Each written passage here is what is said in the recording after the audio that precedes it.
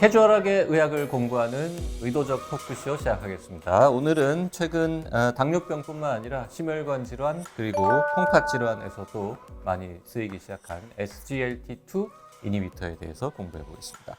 두 분 나오셨는데요. 부산의대 순환기내과 최정현 교수님, 동아의대 내분비내과 서송환 교수님 오셨습니다. 어서 오세요.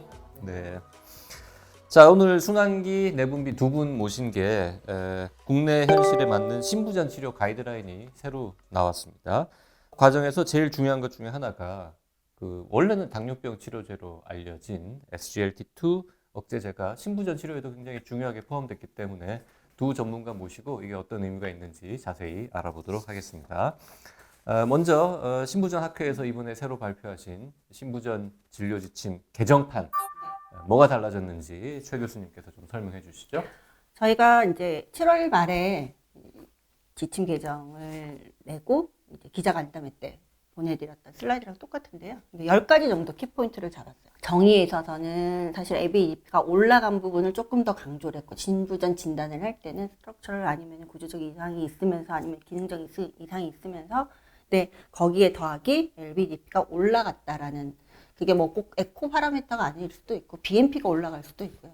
그런 게 있으면서 환자가 증상이 있으면 신부전이라고 하자라고 한 부분이고, 두 번째는 이전까지는 저희가 LV 이젝션 프랙션이 41에서 49이던 환자를 중간에 끼웠다. 그래서 미드레인지 EF 하펠리어라고 했던 부분을 마일드리 리듀스, 똑같이 약자는 MR인데요. 마일드리 리듀스 EF로 좀 바꿨어요. 왜냐하면 이제 이 환자군을 그동안에 봤더니 하프페프에 해당, EF 50에 해당하는 환자보다는 하프레프랑 조금 더 가까운 것 같아. 약제도 얘들을 쓰는 거랑 비슷하게 쓰니까 좋아지더라라는 에비던스가 있어서 말을 조금 바꾼 게 아마 개요에 해당하는 거고요. 제일 큰 건 결국은 안이를 에이신 이니비터보다는 온탑으로 올리고, 그다음에 SGLT2 이니비터가 이제 이전 가이드라인에는 없던 SGLT2 이니비터가 다른 가이드라인과 마찬가지로 클래스 1A로 올린 게 이번 가이드라인의 가장 큰 차이점이 아닐까라고 생각을 합니다. 유럽이나 미국에서도 가이드라인 내잖아요. 네네. 우리나라 가이드라인은 뭐 좀 다른 게 있습니까?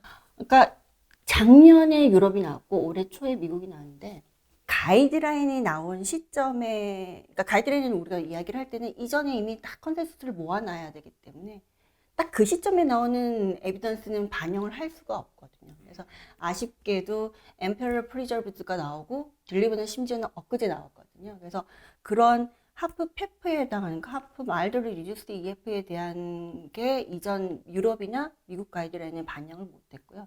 우리나라는 좀 늦게 내는 대신에 그 데이터를 넣어서 사실 하프 페프, 하프 마일드리 리듀스 EF에서 SGLT2 이니비터를 가이드라인에 넣은 거죠. 이 시간 현재는 유럽이나 미국 가이드라인보다 우리 게 제일 최신 그쵸? 버전이에요. 가장 최신 버전입니다. 사실은 이번 9월에 스톡홀름에서 유럽 당뇨병 학회가 있기는 한데 큰 데이터는 안 나오고 다 서브 그냥 분석 정도만 나올 거라서 현재까지 나온 것 중에서 가장 업데이트가 잘 됐고, 이렇게 너무 열심히 일을 하셔가지고 저희가 당뇨병 하는 내분비 의사임에도 불구하고 아까 얘기했던 뭐 하프, 페프? RF? 뭐 이런 EF까지 신경을 써야 되는 이런 상황에 도달했다는 게 괴롭습니다. 하프 페프와 하프 레프 네. 까지도 이제 발음하기 어려웠는데 가운데 MR 저도 들어있는 거는 힘들었어요. 그 어떻게 읽어요? 발음을? 뭐 MRF라고 읽는 사람도 있고 MRF라고 읽는 사람도 있고 하프 MRF. 하프 M 레프 레프, 예. 혹은 하프 MRF. MRF. 내과 의사들은 다 아는 거죠? 이런 용어들을. 학생들은 알아요. 학생들은 시험을 쳐야 되니까 알고요. 이제 어느 시대에 전문의를 했느냐에 따라서 다른 거죠. 그럼 지금 이미 진료하고 계신 내과 선생님들 중에 일부는 공부 좀 안 하시면은 하프 레프 이런 말 잘 모르시는 거예요? 그쵸. 뭐 자, 어쨌든 오늘은 SGLT2 이니비터하고 신부전 얘기를 주로 할 건데, 뭐 SGLT2 이니비터 워낙 유명한 약이긴 합니다만 당뇨병 치료제로서 어떤 약인지에 대해서 간단하게 서 교수님이 설명 좀 하실까요? SGLT2는 작용 기전 자체가 이제 인슐린하고 전혀 상관이 없이 저희가 알고 있는 예전에 다 배우셨던 프록시말 튜블과 디스탈 튜블이 내남에 있는데 거기서 프록시말 튜블에서 이제 글루코스를 다시 재흡수를 시키는 역할을 하는 게 SGLT1이 있고 2가 있는데 2가 더 많은 역할을 하고 있습니다. 근데 그거를 억제시켜 주니까 그게 재흡수가 되지 않고 소변으로 그대로 빠져나갑니다. 그래서 SGLT2의 가장 큰 특징은 췌장 쪽하고는 전혀 상관없는 당뇨병 약제이기 때문에 췌장 기능이 떨어진 사람한테 쓸 수도 있고, 그리고 이 약제 자체가 그 칼로리 로스가 같이 되기 때문에 체중도 빠지고 혈압도 줄고 혈당도 떨어진다는 그런 장점을 가지고 있습니다. 그래서 일반 저희 환자들이 처음에 이야기 나왔을 때는 그 살 빠지는 당뇨약이 있다는데 처방해 주세요라고 많이 오셨었습니다. 실제로 체중이 2에서 3kg 정도는 빠지시는 분들은 잘 빠지는 걸로 알려져 있습니다.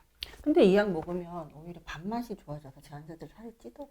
그러니까 그게 닭이 먼저냐 달걀이 먼저냐인데 체중이 빠지니까 그거를 요요가 오면서 환자들이 식욕이 증가되는 경우가 체중이 많습니다. 빠져서 밥을 더 먹을 네네네, 수도 있다. 더 먹게 돼서 뭐 입맛이 좋아졌다 뭐 이런 분들도 있었어요. 뭐 새로운 그 메타볼릭 임밸런스 세팅이 다시 된다 뭐 이렇게 표현을 하시더라고요. 대부분. 그 원래는 이제 옛날 같으면 그냥 당뇨병 치료제로 쭉 오랫동안 남았을 텐데 언제부턴가 왜 무슨 약이든지 신약 개발하면은 심혈관계 안전성을 증명하고 뭐 이거가 되면서 해봤더니 심혈관계 쪽엔 또 오히려 도움이 된다 뭐 이렇게 되면서 지금 저게 카디오에서도 약을 쓰기 시작한 뭐 이런 역사가 있는 거죠. 네.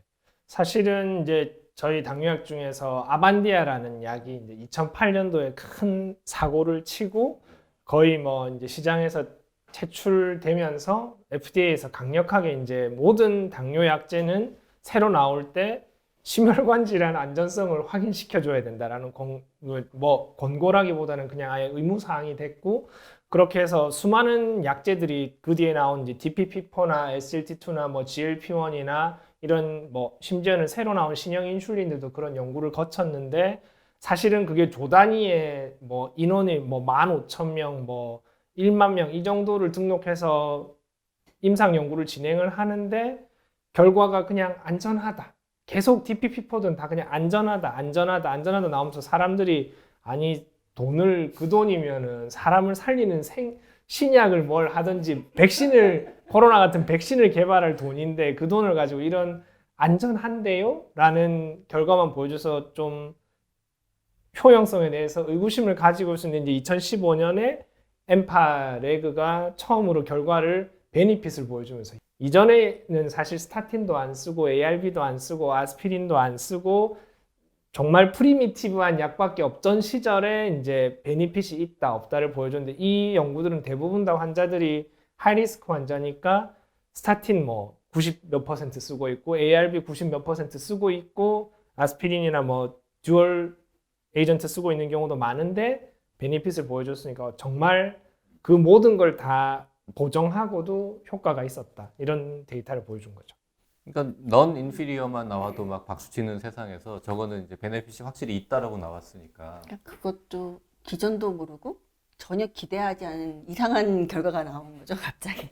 그 아까 헤모글로빈 A1C도 감소하고 이런 것도 그 과정에서 밝혀진 거예요? 아니면은 아주 예전에 이제 이게 SGLT2에 대한 디펙트가 있는 유전 질환이 있었습니다. 이 사람들이 요당이 계속 나와서 체크를 해보면 당뇨가 없고, 근데 이상하네? 그래서 이 사람들을 검사해봤더니 이 사람들은 소변으로 당이 빠져나와서 당뇨가 안 생기는 체질의 어떤 유전 질환인데, 그러면 그게 상식적으로 생각해서 계속 그렇게 빠져나가니까 뭐 레날 튜브에 문제가 생긴다거나 키드니가 나빠진다거나 이럴 줄 알았는데 그런 게 전혀 없었고, 그러면 이거를 타겟팅하는 약을 개발하면 대박이 날 수 있겠다라고 생각을 했고, 사실은 그 추출물은 사과 추출물인가, 사과 무슨 나무의 추출물인가 해서 아주 예전에 개발했는데 임상적으로 못 쓰고 있었고, SGLT2가 1이고 2가 있는데 스페시픽하게 약제를 개발을 못 하고 있었는데 이제 회사들이 최근에 들어서 굉장히 스페시픽하게 타겟팅할 수 있는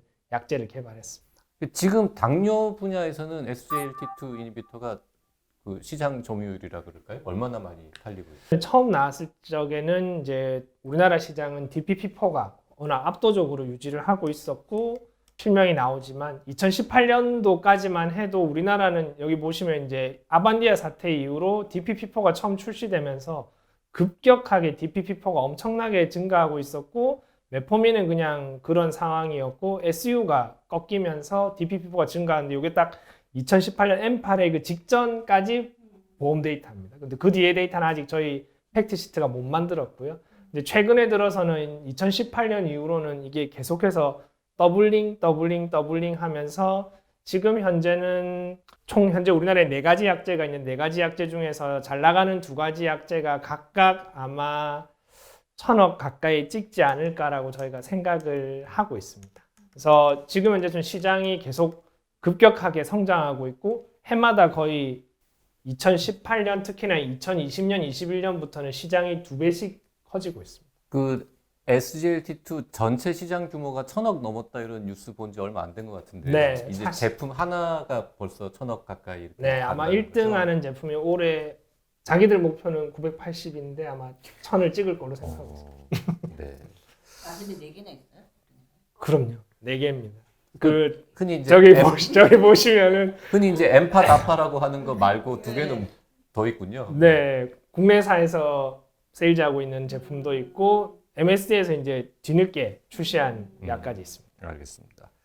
자, 근데 어쨌든 SGLT2 억제제는 원래 당뇨약인데 이게 신부전 치료에 그렇게 가이드라인까지 들어가게 된 배경은 뭐가 있습니까? 결국은 아까 선생님 말씀하신 것처럼 엠파렉이 나오면서 이제 사람들이 이게 의외로 이게 하플리오에 대한 이펙트가 너무 좋다. 이게 꼭 당뇨 환자한테만 도움이 되는 건가? 라는 생각을 하게 된 거죠. 왜냐면 환자들 분석을 해보니까 신부전이 이전에 있던지 없던지 상관없이 이펙트가 너무 좋아서 이제 신부전의 예방 효과도 있겠지만 신부전이 있는 환자, 당뇨가 없는 환자한테도 좀 괜찮지 않을까라는 생각을 하게 된 거죠. 이게 엠파뿐만 아니라 다파에서도 12 아웃컴 트라이얼에서도 괜찮게 나오고 하니까 이게 클래스 이펙트도 있는 것 같아.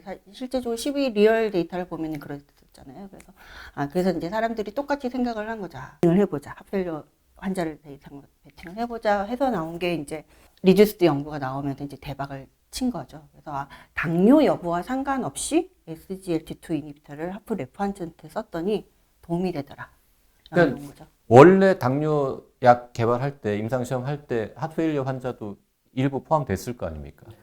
근데 그분들의 경우에 혈당만 좋아지는 게 아니라 하트페일리어 관련 증상이나 이런 것들도 좋아지는 거를 보고 그럼 당뇨 없는 환자들한테도 해볼까? 이렇게 해서 임상시험을 했더니 결과가 아주 잘 나왔다. 실제로 엠파렉 나왔을 때 이제 보통 이제 12 아웃컴 트라이얼을 이러니까는 이제 저희한테도 카디올로지 선생님들한테도 막 회사에서 이런 새로운 약이 나왔는데 안전해요 라고 하다가 갑자기 이거 하면 신부전이 좋대요 라고 이야기를 하면서 저희도 사실 똑같은 생각을 했거든요. 야, 이걸로 연구를 해보자. 그래서 약을 좀 받을 수 없을까 그랬는데 알고 보니까 이미 그들은 진행을 하고 있었던 거죠. 오늘 네프로는 지금 안 계십니다만 이게 카디오, 엔도, 네프로 세 분야에서 다 적응증을 받은 거의 유일한 약 아닙니까? 네, 그렇게 될 것 같습니다. 그래서 서로 자기 약이다. 그리고 세션이 순환기 학회가도 있고 신장학회가도 있고 당뇨학회가도 다 SGLT2 세션이 있어요. 그러니까 21세기 스타팅 뭐 이런 게 뭐 과도한 별명은 아닐 수도 있겠다. 그래서 사실은 그 브라운 발트라고 이제 엄청 순환기에서 유명하신 선생님이 이제 말씀하시면서 원래 예전에 저희 선생님들이 이제 저희 은사님이 3H 케어 이제 하이퍼글라이세미아 그리고 하이퍼텐션, 하이퍼리피데미아 그러니까 콜레스테롤, 혈압, 혈당 이 3가지를 관리하면은 당뇨 환자가 이제 합병증이 안 온다 이렇게 얘기했는데 최근에 이제 그 중에서 기둥 하나가 더 생긴 게 이제 4번째 이거 3개에 대한 약은 나중에 설명하시겠지만 이제 하트페일리어 환자한테 기본으로 다 쓰는 거고 심혈관 질환에 베니핏이 있는 입증된 약제 이 4번째가 들어가서 이제 당뇨의 합병증을 예방할 수 있다. 그래서 이 4가지 기둥이 당뇨 관리에 이제 신전을 만들고 있다. 이렇게 얘기하고 있습니다. 그 4개 기둥이 되게 유행인가 봐요. 그러니까 저희도 이번에 이제 가이드라인 업데이트 할 때 유럽 같이 저희도 저렇게 포퓰러 이야기를 하는데 저희는 이제 하프레프 환자한테서 아니가 하나고 베타브로커고 중간에 MR이고 그러니까 스피로락톤이고 이제 마지막에 SGLT2가 들어가거든요. 그래서 포퓰러긴 한데 그림도 똑같은데 내용은 좀 다르네요. 요즘 저희 내부의 선생님 항상 불만이 저 권고안을 순환기 선생님들 쓰세요. 왜냐면 임상 연구에 PI들이 순환기 선생님들이 많으시거든요. 왜냐면 이게 하이리스크 환자들 그리고 하트페일리어 환자들 특히나 최근에는 이제 이미 뭐 심혈관 질환이 왔던 MI나 안자이나가 왔던 사람들을 대상으로 하니까 점점 둘이 권고안이 비슷해지고. 저 21세기 스타틴이라고 말하는 사람이 누군지가 밝혀져 있어요? 처음 말한 사람. 네, 브라운 발트 브라운 선생님. 발트라고 오, 굉장히 그래요? 오래되신 굉장히 연세 많으신 아마 분인데요.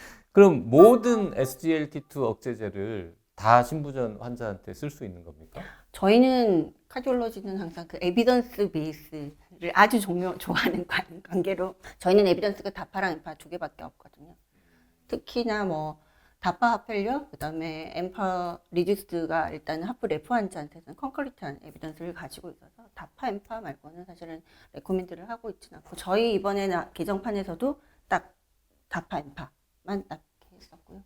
그다음에 하프 아까 M 레프 하프 페프 얘네도 마찬가지인 게 딱 에비던스를 가지고 보여준 게 엠파 다파밖에 없고 사실은 다파는 약간 이렇게 운이 좋게 들어왔다고 해야 되나 이제 사실은 저희가 진료 지침을 내기 전에 페이퍼가 있어야지 다시 넣어줄 수 있는 거잖아요. 그래서 엠파 프리저브드밖에 없어서 사실 엠파만 올릴 건가 다파를 할 건가에 대해서도 내부비 선생님들 의견도 많이 듣고 이렇게 했는데 이 델리브 팀에서 그 요즘 유행인가 봐요. 이렇게 페이퍼 내기 전에 언론을 먼저 한번 이렇게 결과를 먼저 이렇게 퍼블리시를 하더라고요. 이렇게 큰 데이터는 보여주더라고요. 그래서 어쨌든 큰 데이터에서도 프리저브드 도움이 됐다라고 이미 이제 퍼블리시를 했기 때문에 그거를 바탕으로 해서 엠파 다파 두 개만 올렸습니다. 그래서 아까 저희는 그래서 엠파 다파밖에 없는 줄 알았거든요. 이름 되게 어려워요. 엠파 글리플로진, 다파 플리플로진, 글리플로진. 글리플로진. 그게 네. 전부 다 계열 이름. 저 밑에 거 이름이 더 어렵습니다. 스테글리 트론. 네. 약 이름을 저렇게 어렵게 지으면 이거 뭐 안 처음 팔겠다는 얘기인데. 그 신부전 환자들 중에서도 그 SGLT2 이니비터를 되게 우선적으로 권고해야 되는 대상이 뭐 따로 있다고 하던데요. 아까 저희가 포퓰러 이야기를 말씀을 드렸는데 우선 공고하는 게 아니라 그냥 그거는 반드시 써야 되는 네 가지 중에 하나. 맨디토리인 거죠. 네 가지 약제는. SGLT2는 하프 레프 환자한테는 반드시 써야 된다. 아까 말씀드렸던 베타 브로커 중에는 뭐 카베디올롤, 비소프롤롤, 네비브롤 3개. 그다음에 우리나라는 MRA가 스피로락톤 하나밖에 지금 없으니까 걔. 그다음에 SGLT2 중에는 엠파다파. 요 네 가지 약제는 무조건 하고 사용을 해야 그렇죠. 의료 윤리에 어긋나지 않는다. 의료 윤리에 강하게 이야기를 하자면 하프 레프는 그렇고 네. 하프 페프는 그 하프 정도까지는 페프, 네, 아니고. 하프 페프는 사실은 에비던스가 그렇게 콘크리트하진 않잖아요. 사실 델리브도 엊그제 그냥 페이퍼가 이제 나온 거고. 그러면 아까 그 M 레프라고 부르는 마일리 네네네. 리듀스는 사실은 하프 레프에 가깝다면서요, 캐릭터는. 네. 그럼 그 집단은 어떻게 써야 돼요? 근데 그 집단 같은 경우는 이렇게 막 강력하게 이거 꼭 4개를 써야 돼 이렇지는 않은데 사실 그 집단 같은 경우는 에비던스가 있는 게 지금 그다음에 엠파다파. 그러니까 쓸 수만 있다면 이 환자들은 쓰는 게 좋죠. 이렇다면 하프레프는 써야 돼. 써야지 환자가 재입원을 안 하고 덜 죽고 뭐 삶의 질이 좋아져. 라고 이야기를 하는 그렇다고 그럼 이제 생각합니다. 당뇨병 뭐 1차, 2차 이런 거 하듯이 뭐 네. 이거 써보고 안 되면 저거 이런 거 아니에요? 아니, 그냥 이 네 가지는 처음부터 써요? 네, 처음부터. 진단되면? 네, 진단되면 처음부터 쓰고 그러니까 네 가지 중에 무엇을 먼저 쓸 건가는 사실 환자를 보면서 결정을 하는데요. 개인적으로는 이게 다른 약제들은 베타브로커도 그렇고 아니도 그렇고 스피로락톤도 그렇고 혈압에 어느 정도 영향을 좀 미치잖아요. 그러니까 사실은 혈압이 좀 컨선되는 환자들, 뭐 SBP 100 정도 90되는 환자들 같은 경우는 SGLT2 이니비터를 먼저 사용을 하는 경향성은 있기는 해요. 왜냐하면 별로 혈압에 큰 영향이 없으니까. 그 다음에 나머지 약제, 특히 아니나 AC 이니비터 같은 경우는 저희가 테라퓨틱 도즈까지 올리는 게 굉장히 중요하거든요. 사실 베타브로커는 연구를 보면 썼다 안 썼다가 되게 중요한데 비해서 라스 이니비션은 도주가 굉장히 중요한데 의사들의 성격상 이렇게 도주 타이트레이션 하고 이런 거 좀 귀찮잖아요. 하다가 멈추고. 근데 이게 엠파 다파는 좋은 게 그냥 원도제예요. 저희는 25ml 잘 안 쓰거든요. 10ml 둘 다 그냥 외우기도 쉬워요. SGLT도 10ml 끝.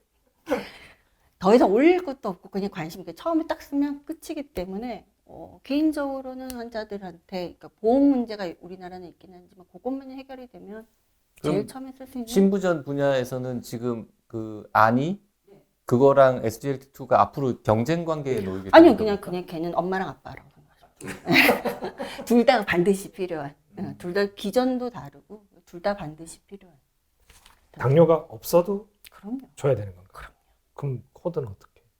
식약처 허가는 받았어요. 저희가 그렇죠. 식약처 허가는 받았기 때문에 불법은 아니에요. 식약처 허가는 받았는데 지금 신부전 쪽에는 보험이 안 되는 거죠, 그렇죠. SGLT2는? 그래서 100대 100으로 해야 되는 그게 이제 가장 큰 허들이. 100대 100으로 쓰면은 부담할 만한 수준이죠. 그래도 먹는 그렇죠. 약이니까. 1,700원 정도 되지 않아요? 그래서 제가 보통 설명을 할 때 이게 그 우리 병원 앞에 있는 메가 커피에 있는 커피 한 잔까지 다 커피 한 잔을 덜 마시고 본인이 삶이 질이 좋아진다 이렇게 설명을 했기 때문에 스타벅스 스타벅스는 싸요. 저 비싼 거 하나면 일주일 먹을 수 있는 그렇게 설명하는 게 나을 것 같은데. 그 뭐 주의할 점 같은 건 없습니까? 저희 내분비 선생님이랑 똑같이 컨설팅을 하는 것 같아요. 사실은 여자분들 같은 경우는 유리너리 트랙 아니 이게 제니털 인펙션. 예. 근데 그게 별로 큰 문제가 아니라고 이야기를 하시는데 또 그게 문제인 어른들이 계시기는 하더라고요. 꼭 보면 이게 리커런트 UTI가 결국은 하펠러 어그리베이션이 팩터가 되는 분들이 가끔 있거든요. 그분들은 뭘 해도 뭐 안 되는 것 같고요. 아무리 좋은 약이라도 못 쓰는 것 같고. 그다음에 어르신들은 사실은 이렇게 안 먹고 이 약만 먹으면은 탈진되고 막 그런 경우가 있어서 그런 거는 똑같은 것 같아요. 그거는. 처음에 이제 약이 출시된 지 얼마 안 됐으니까 저희들이 경험이 그렇게 많지 않고 그냥 그 대규모 RCT 데이터만 보고 뭐 일부 뭐 인펙션, 뭐 탈수, 뭐 초기에 약간 크레아틴이 올라가고 이런 문제들을 걱정을 좀 했었는데 꾸준히 계속 쓰고 조금 더 이게 인디케이션이 점점 늘어나면서 다양한 환자들한테 써보니까 실제로 저희가 일반적으로 만나서 쓰는 사람들 중에서 크게 주의하실 분들 없는데 이제 특히 아시아권에서는 이제 되게 할머니들 중에서 덩치 작고 마르고 이렇게 작으신 분들은 확실히 좀 탈수나 그리고 이제 저혈압 때문에 일시적으로 약간 어지럽다거나 이제 이런 거 호소하시는 경우가 있어서 그런 분들한테는 저희가 뭐 이뇨제나 다른 약제 아니면 당뇨 약제 중에서 조금 원래 세게 쓰고 있거나 이렇게 하면 약을 잠깐 조정하거나 맞추거나 그리고 이제 특히나 최근에 이제 CKD 데이터가 좋게 나오긴 했지만 신장 기능이 떨어진 사람한테는 약제 특성상 효과가 조금 떨어지거나 또는 문제가 생길 수 있어서 저희가 주의해서 사용을 하고는 있고요. 처음에 그리고 이제 제니탈 인펙션은 처음에는 조금 이슈가 많이 됐었는데 환자들한테 하루 한 2컵 정도 물 잘 드시고 이게 소변으로 아무래도 당을 빼주는 약이다 보니까 아래쪽에 여성분들은 이제 요로 감염 이런 게 잘 생길 수 있습니다. 근데 특히나 폐경 이후나 뭐 그쪽이 좀 건조하시거나 이런 분들 좀 더 잘 오는데 또 환자들이 말하기 좀 부끄러워하셔가지고 그렇게 된 경우에 미리 말씀드리면 환자분들이 잘 매니지 하시고 특별히는 큰 문제는 되지는 않는 것 같습니다. 네, 확실히 이제 이게 경험이 여러 과에서 경험이 많다 보니까 이런 일이 일어날 수 있고 이런 일은 이렇게 대처하세요라고 미리 설명을 하니까 훨씬 더 좋은 것 같아요. 이게 벌어지고 나서 그러면 이 약은 죽었다 깨어나도 안 써 이렇게 되는데 이제 보통은 저희는 더군다나 100대 100으로 써야 되니까. 그렇죠. 100대 100이면 100대 100인, 미리 설명해야죠. 100대 100인데 뭐 컴플리케이션 생겼어 그러면 또 이렇게 곤란하기 때문에 보통 이제 시작할 때 굉장히 설명을 이럴 수도 있고 저럴 수도 있고 이러는데 이럴 때 미리 이렇게 하셔야 되고 굶으면 안 되고 열심히 설명을. 사실 그렇게 심각하지 않은 부작용은 의사가 미리 설명하면 컴플라이언스를 굉장히 맞아요. 유지하는 데 도움이 되니까요. 네. 그 카디오에서 저렇게 이제 당뇨약을 막 쓰는데 혹시 당뇨 없는 환자한테 이 약을 쓰는 거에 대해서 내분비내과 의사로서 뭔가 컨선이 있거나 그러진 않습니다. 사실은 처음에 약제가 나오고 이제 순환계에서 저희 연관님들 표현 그대로라면 이제 저희 영역을 침범하기 시작하면서 막 제 초대받아서 막 강의 가고 이랬을 때 영감님이 가가지고 이상한 소리 하지 말고 가르쳐주면 안 돼. 그냥 SU하고 메포민만 쓰라고 해. 막 이렇게 저희한테 팁 주시는 교수님. 아니 서 교수 거기 가서 뭐 사제 이런 거 가르쳐주면 안 된다고. 뭐 하는 거냐고 우리 밥그릇인데 뭐 이런 얘기 하셨어요.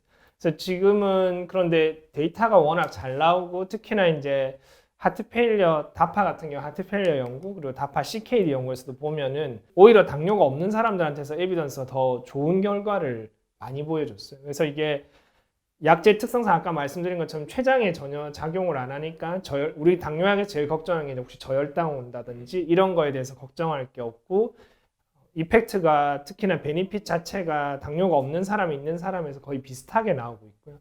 아까 얘기했던 제니탈 인펙션이 그나마 이제 일반인한테 조금 더 걱정되는 부분인데 사실은 이게 그 그러니까 혈당이 높은 사람에서 당이 더 많이 빼주는 약제거든요. 그러니까 혈당이 정상인 사람한테는 사실은 요당도 양 자체가 그렇게 많지 않아서 제니탈 인펙션도 그렇게 많이 증가하지 않습니다. 그리고 실제로 사이드 이펙트도 임상 연구 데이터들 살펴보면 애드버스 이벤트가 이제 당뇨가 있는 사람이나 없는 사람이나 차이가 없었습니다. 근데 그 저혈당 부분은 오히려 당뇨 있는 사람한테 더 컨선이 있잖아요. 그래서 사실 저희가 당뇨 없는 환자한테 처음에 쓸 때, 왜냐면 약국에 갖고 가면 분명히 100% 이거 당뇨약이라 하면 또 전화 오거든요. 실제로 약사들한테도 홍보를 좀 하세요. 저희는 그래서 약사분들한테 그 밑에다가 커멘터리를 적어줘. 이 약은 신부전 약으로 처방하였습니다라고 적어줬어요. 처방을 하면서도 되게 그걸 걱정했거든요. 정말 괜찮을까? 저혈당 정말 안 생길까? 걱정을 했는데 오히려 당뇨가 없는 환자들은 괜찮은데 당뇨 있는 환자는 약간 저혈당 생기는 것 같기도 하고 어때요? 사실은 이제 SLT2를 쓰면서 되게 딜레마인데 SLT2 아까 그 보시다시피 이제 SU가 DPP4가 늘면서 이렇게 세이지가 줄었다가 SLT2가 성장하면서 SU가 같이 성장했어요. 혈당이 좀 적겠다는 SLT2가 약제의 장점이자 단점이 당화혈색소를 떨어뜨리는 능력이 다른 약제보다는 확실히 좀 약하긴 합니다. 특히나 이제 순환기 같은 경우는 더 저용량 많이 쓰시는데 한 0.6에서 0.7이니까 일반적으로 저희가 사용하는 당뇨약 중에서는 약한 편에 속하거든요. 그래서 그러니까 SU를 약간 섞어 쓰는. 그거를 보상하기 위해서 이제 저희 선생님들이 SU를 같이 매칭해 가지고 주면서 실제로도 이제 보시면 하이포글라이세미아나 뭐 키드니 이벤트 있어서도 당뇨가 있는 군이나 없는 군에서 전혀 차이가 없었습니다. SGLT2가 혈압을 약간은 떨어뜨리는 그렇죠? 효과가 있는데 네. 다른 카디오 약들 함께 쓰다가 저혈압이 문제가 되는 일은 없어요? 그러면 다른 약제를 줄이죠. 그런 일이 생기면. 네. 그리고 사실 이제 아니도 그렇고 이 약제가 또 좋은 점이 추가적인 루프다이럭키스를 줄일 수가 있더라고요. 도즈를. 왜냐면은 기본적인 둘 다 약제의 특성이 볼륨 유지, 소듐이 나가고 프리워터, 워터가 나가고 이런 부분이 있어서 굳이 핫펠류 환자인데 처음에는 루프다이럭키스 썼는데 두 개를 약제를 잘 쓰면 환자들이 이뇨제를 안 쓰는 환자들이 꽤 많거든요. 그래서 이뇨제 요구량이 줄면 키드니 프로텍션 효과도 훨씬 더 좋고 그렇기 때문에 좋은 것 같아요. 지금 요즘 뭐 고령자분들 약 하나만 드시는 분은 없으니까 뭔가 다른 약들하고의 상호작용 이런 문제는 어떻게 해결해요? 저런 CV 아웃컴 스터디들이 전부 다 이제 완전 하이리스크 환자들을 대상으로 연구를 진행을 했는데 거기에 있는 사람들은 대부분 뭐 MI나 다른 질환들을 같이 가지고 있었으니까요. 근데 다파펠류는 되게 이아클래스 그 거의 1, 2에 해당하는 환자들도 많잖아요. 네, 1, 2에 해당하거나 또는 없었던 사람들한테 썼는데 결국은 그 사람들이 97, 8%가 안이를 쓰고 있었고 한 65%가 스타틴 이게 그렇게 혈압약하고 저희가 보통 지질약을 어르신들이 많이 드시고 그걸 먹고 있는 사람들한테 썼을 때도 베네핏이 있었고 사이드에 있어서도 차이가 전혀 없었습니다. 그러니까 알아서 잘 조절하고 있으니까 걱정 마라 이런 임상 데이터나 이런 걸 봤을 적에 아까 얘기했던 것처럼 다른 약을 이제 필요하다면 조금 줄일 수는 있겠지만 뭐 상호작용이 문제가 되거나 이런 거는 거의 없어요. 저희가 컨선해야 되는 건 딱 그 이뇨제인 것 같아요. 이뇨제는 확실히 상호작용이 있을 것 같고요. 그러니까 불필요한 뭐 피로세마이드, 촐세마이드 이런 루프다이럭키스는 그거는 안 쓰는 게 좋을 것 같고요. 다른 약제랑은 크게 상호작용은 걱정을 안 하셔도 돼요. 특히 좀 체중 적게 나가는 어르신 같은 경우에 탈수에 확 빠지거나 이럴 수 있겠네요. 그러니까 안 먹고 그러면 빠질 수 있는데 처음에 시작할 때는 근데 그게 또 스테디해지면 거기에 또 세팅이 되니까 근데 괜찮은 것 어쨌든 같아요. 그런 경우에는 이뇨제를 줄이지 그렇죠. 네. SGLT2 용량은 그대로 유지한다. 그 저희 말씀이시고요. 가이드라인에 보시면 여기 4개 있는 애들은 삶의질을 좋게 해주고 모탈리티를 엄마 아빠에 해당하는 거고 이뇨제는 똑같은 클래스 1이지만 이렇게 옆에 있는 애가 이뇨제거든요. 이뇨제는 그냥 증상을 좋게, 그러니까 기분 좋게 해주는 약인데 이 약은 얘로 조절이 되면은 얘 약은 쓸 필요가 없는 거예요. 이뇨제가 신부전 환자면 항상 이뇨제가 들어가야 된다고 저희 전공 선생님들도 생각을 하는데 사실 볼륨 오버로드가 아니면 이뇨제는 쓸 필요가 없는 거죠. 특히 저희 같은 경우에 이제 예전에 이제 저희 신부전 하시는 아주 싫어하는 TGD라는 좋은 당뇨약이 있습니다. 좋은 당뇨약이 있는데 몸이 붓거든요. 예전에는 그거를 쓰면서 이제 그 사이즈를 줄이기 위해서 이뇨제를 줬는데 요즘은 급여는 안 됩니다만은 그런 사람들한테 SGLT2를 저용량을 같이 주면 그게 이뇨작용에 있어서 붓기는 좋아지고 서로 다른 기전으로 작용하는 당뇨약제니까 일부 환자들한테는 저희가 사용을 하고 있습니다. 그 신부전 환자한테 이뇨제를 안 쓰는 경우도 있어요, 그러면? 네. 그러니까 우리가 오. 크로닉 스테이블하게 환자를 이렇게 세팅을 해놓으면 EF 뭐 20, 30이어도 환자가 볼륨 오버로드가 아니면 이뇨제는 안 쓰죠. 관리를 잘 하신다는 얘기죠. 그럼 무조건 써야 된다고 어. 옛날에 공부. 그쵸, 그거 맞아요.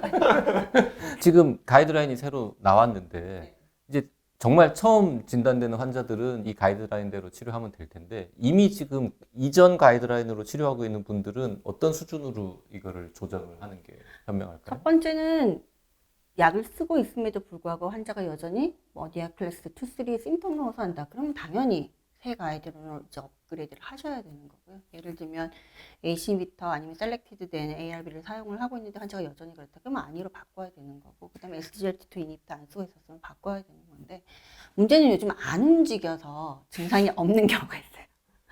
이제 그런 경우는 이제 BMP나 아니면 ECG 변화 아니면 에코를 했는데 여전히 똑같이 EF30에 머물고 있어. 아니면 EF40에서 좋아지지 않고 있어. 그러면은 당연히 약제를 바꿔야 되는데, 이게 이제 보험 문제라는 허들이 좀 있기는 하죠. 그 보험 문제라는 네. 허들을 넘는 데 있어서 신부전 학회에서 이렇게 공식적으로 가이드라인을 발표하면 조금은 영향이 있지 않을까요? 조금은 있지 않을까요? 이게 식약처 회의는 들어가면 확실히 그 이야기를 하더라고요. 우리나라 가이드라인이 있어야지 뭘 이야기를 하지 라는 이야기를 하는데, 지금 미국, 유럽, 한국 가이드라인까지 다 이렇게 강력하게 엄마 네. 아빠 이런 표현까지 쓰시면서 하는 걸 보면 조만간 보험급여 될 가능성이 있겠죠 아마? 네, 저희 당뇨병학회에서는 항상 창구를 다니라 하고 싶었거든요. 근데 이제 순환기에서 이렇게 뭐라고 해야 되지? 이렇게 탁 치고 들어와서 근데 환자가 다르니까 환자가 네. 다르기는 한데 또 나라에서 봤을 땐 똑같은 나라에서 얘기인 거죠. 봤을 적에는 결국은 네트로 돈이 얼마나 나가냐. 그 당뇨병 학회에서 미리 잘해가지고 급여 좀 하게 해주지 그랬어요. 저희 쪽에서는 사실 공을 들이고 있었던 건 이제 DPP4하고 맞아. SGLT2 컨비네이션이 약제가 기전상 두 개가 서로 상호 보완적이니까 그거를 하려고 애를 굉장히 썼는데 지금 둘 중에 하나만 쓸 수 있는. 네네. 네. 그래서 그거 두 개 컨비네이션 제재는 안 나와요. 컨비네이션 이미 아까 보여드린 것처럼 아. 모든 회사가 세 개 회사가 다 가지고 있습니다. 컨비네이션 아예 복합제를 FDC를 세 개 회사가 다 가지고 있습니다. 다 가지고 있는데 그럼 그 약을 처방하면 어떻게 삭감을 시켜요? 보통은 비싼 약을 싼 약을 아니, 그러니까 제로로 만들고. 근데 이제 어차피 약값은 하나로 측정이 그냥 되는 하나로 거죠. 측정되죠. 그러니까 네, 그래서 비싼 약. 그 안에서 네.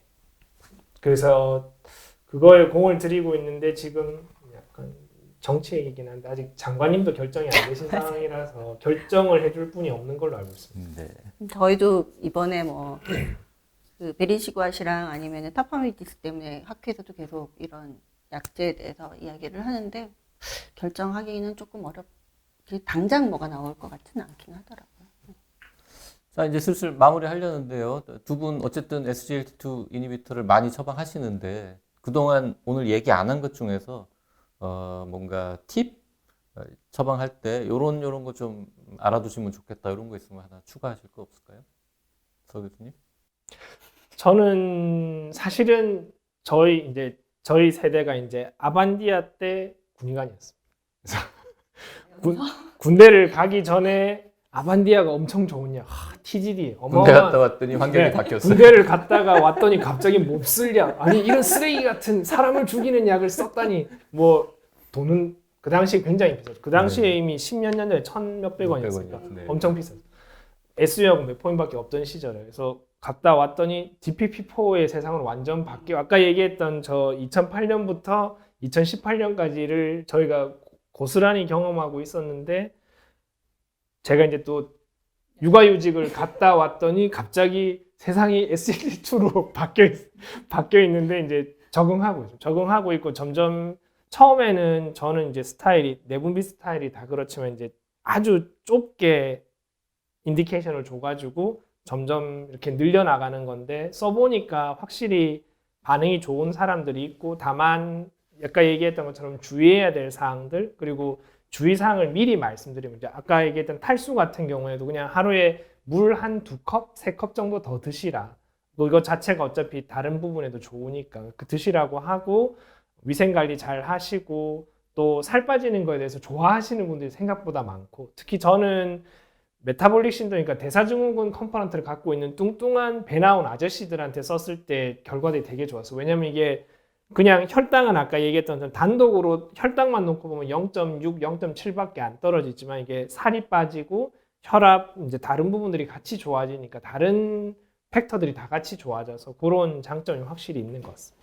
사실 아니 같은 경우는 사실 그 박출률이, 구혈률이 정상 이하인 환자한테 도움이 된다라고 우리가 받았거든요. 사실 이제 파라곤 연구에서도 그렇고 이게 파라다임을 다 합쳐가지고 풀드 애널라이시스 하고 뭐 토탈리티 뭐 이렇게 막 여러 가지 그런 통계적인 기법을 다 동원해서 하프 페프 환자한테, 하프 엠랩 환자한테 도움이 되는 것 같아 라고 이야기했던 반면에 엠파다파는 정말 이젝션 프랙션과 상관없이 이번에 나온 엊그제 나온 델리브도 그렇고 엠파라 프리저브도 그렇고 그냥 스펙트럼과 상관없이 핫펠러가 맞다면 아니면은 당뇨 환자한테서는 핫펠러를 오늘 당뇨 환자가 워낙에 신부전이 많이 생길 수 있는 하이 리스크 그룹이니까 그런 환자들한테서는 사용을 하는 것이 필요하다. 좋지 않겠냐가 아니라 필요하다. 필요하다. 그 다음에, 뭐, 핫필러 하는 사람 입장에서는 아까 말씀드린 것처럼 뭐, 크게 키드니 컨선을 안 해도 다른 약제에 비해서 혈압에 대한 컨선 없이, 그 다음에 이뇨제 요구량도 줄여줄 수 있고, 제일 중요한 거는 이렇게 원도주로 가기 때문에 그냥 신경 안 써도 되고, 쭉 갈 수 있고, 그런 부분에 있어서는 도움이 확실히 될 것 같고요. 그 다음에, 임펄스 스터디를 보시면은 사실 어큐트 핫필러 지나고 나서 썼을 때도 엠파가 굉장히 도움이 됐다, 안전하다라는 에비던스가 있기 때문에 사용하는 데는 큰 무리가 없을 것 같고 다만 이제 우리나라 상황에서는 아직까지 보험 그것만 해결을 해주신다면 진료 지침과 교과서와 저널 가장 위에 있는. 그다음에 저희가 또 이제 아까도 선생님 말씀하셨지만 보시면은 뭐 그쵸? 아니도 BID로 먹어야 되고, 어른들이 약이 많아지는 게 문제인 것 같아서, 만약에 이 약들을 정말 이렇게 도즈 타이트레이션이 필요하지 않은 약제들이라면 이것도 언젠가 싱글필이 나오지 않을까. 뭐 이런 생각도 드는 것 같아요. 그러니까. 지금 카디오에서는 확실하게 에비던스를 인정하는 게 다파, 엠파 두 개밖에 없다고 하셨는데, 그 끝으로 엠파랑 다파는 서로 뭐 장단점이나 이런 건 없습니까? 똑같아요? 그게 뭐 꼭 그게 따지고 들면 약간의 차이는 있는데요.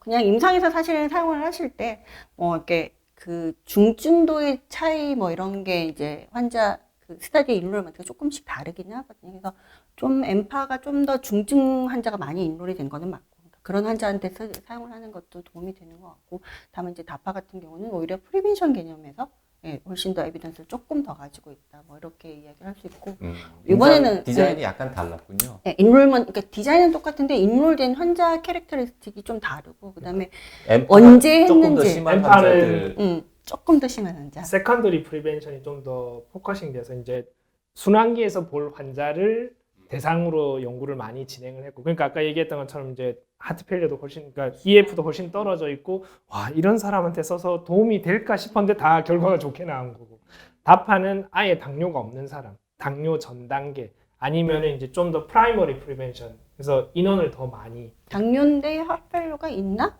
뭐 이런 네. 이런 환자까지 다 있어서 오히려 보면은 프리벤션 이쪽 에비던스가 이쪽에 더 있는 것 같고. 프라이머리 프리벤션이나 이제 처음 저희가 클리닉에 외래에서 초진으로 보는 사람은 다파가 데이터가 조금 더 많고, 엠파 같은 경우에는 순환기에서 보시는 세컨더리나 또는 이미 핫펠로 고위험군 환자들한테 좀 더 좋은 것 같고. 그럼 상대적으로 엔도는 다파를 많이 쓰고 카디오는 엠파를 많이 쓰겠네요.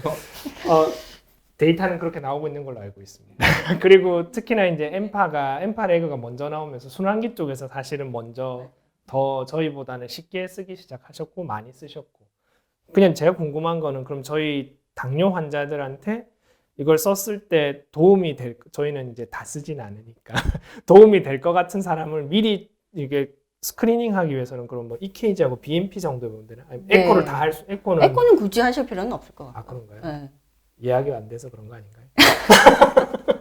예약이 아니요, 저희 이번 알고리즘도 그렇고 ADA 이번에 나온 것도 그렇게 있잖아요. 일단 처음에 환자 증상은 요즘 못 믿으니까 일단 BMP 스크리닝을 하고 그다음에 심전도의 변화가 있는지 보고 그렇게 하고 나서 BMP가 올라가 있어라고 하면은 에코를 해서 확인을 하라 이렇게. 내분비 선생님들은 그렇게 검사를 조금 해가지고는 다른 당뇨 약제보다 이왕이면은 SGLT2를 써야 되는 이런 환자들을 찾아내는 걸 좀 하시긴 해야겠네요. 네, 저희는 그렇게 요즘은 트렌드가 계속 그렇게 바뀌고 있고, 사실은 모든 공관이 아까 얘기했던 것처럼 순서대로 다 바뀌고 미국은 2019년부터 이제 아예 SLT2하고 GLP-1이 탑 티어로 이제 티어 1으로 올라갔어요. 근데 아직 저희 내분비학회는 선생님들이 굉장히 보수적이시라 가지고 아직도 특정한 약제를 이렇게 뭐 우선권을 주고 있지는 않은데 아마 올해나 내년에 새로 개정될 권고안에서는 저희도